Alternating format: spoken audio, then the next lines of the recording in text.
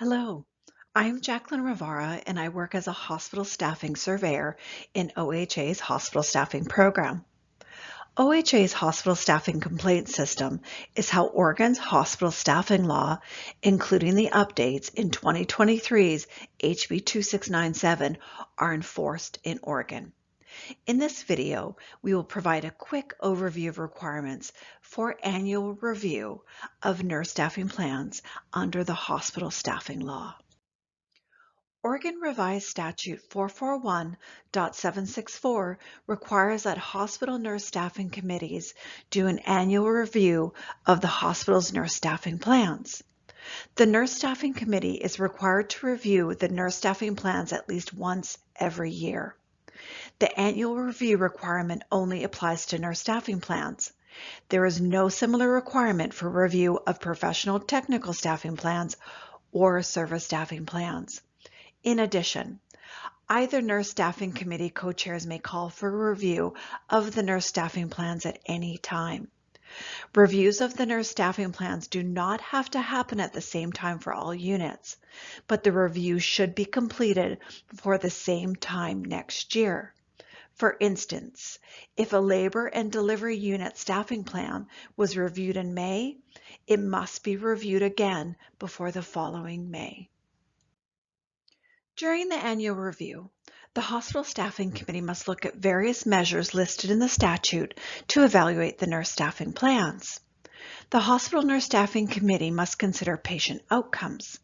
This could include factors like the hospital-associated infection rates, readmission rates, or medication dispensing errors. Another factor is complaints regarding staffing, including complaints about a delay in direct care or lack of direct care. Another factor is the number of hours of nursing care provided through a hospital unit compared with the number of patients served by the hospital unit during a 24-hour period. The considerations include the total hours of mandatory overtime and voluntary overtime worked by the nursing staff. Another consideration is a percentage of shifts for each hospital unit for which staffing differed from what is required by the staffing plan.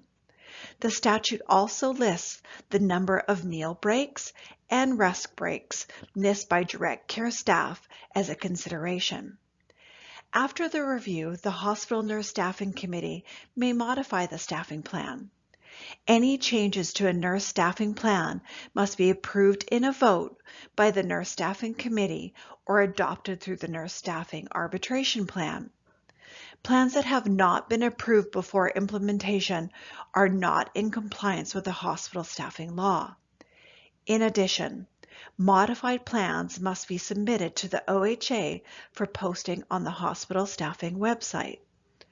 OHA does not have enforcement authority related to nurse staffing plan reviews, but the agency does investigate situations in which an unimproved plan is implemented.